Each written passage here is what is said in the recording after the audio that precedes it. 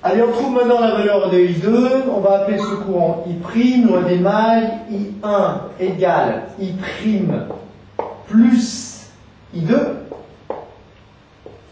Or, on retrouve la tension E ici, autrement dit, E égale R fois I', autrement dit, I' égale E sur R. Ce qui nous donne donc par conséquent la valeur de I2. I2 égale I1 moins I', c'est-à-dire I1 c'est 15E sur 11R, moins I' moins E sur R. Allez, on met sous le même dénominateur, 11, 11, 15 moins 11, ça fait 4E sur 11R. Voilà pour I2. Alors, pour déterminer la valeur de I3, on va faire confiance à ce bon vieux diviseur de courant qui ne nous a jamais lâché dans les moments difficiles. Ça, il faut le dire quand même. Hein. Donc, I3 est égal à quoi?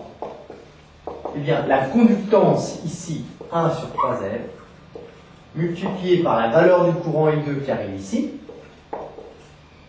divisé par la somme des conductances de cette partie-là du circuit, c'est-à-dire 1 sur R plus 1 sur 3R. On remplace, donc ça nous donne I3 égale, on peut mettre ça sous le même dénominateur, donc 3 et là ça fait 3, ce qui nous donne 1 sur 3R multiplié par I2 qui est égal à 4E sur 11R, le tout divisé par 3 plus 1, 4 sur 3R.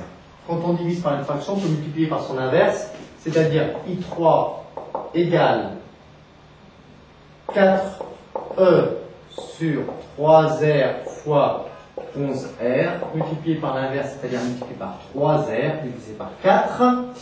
Le 3 se simplifie, le R se simplifie, le 4 se simplifie. Bon, on arrête là, hein, tout ne se simplifie pas. Tout n'est pas si simple dans la vie. Égale E sur 11R.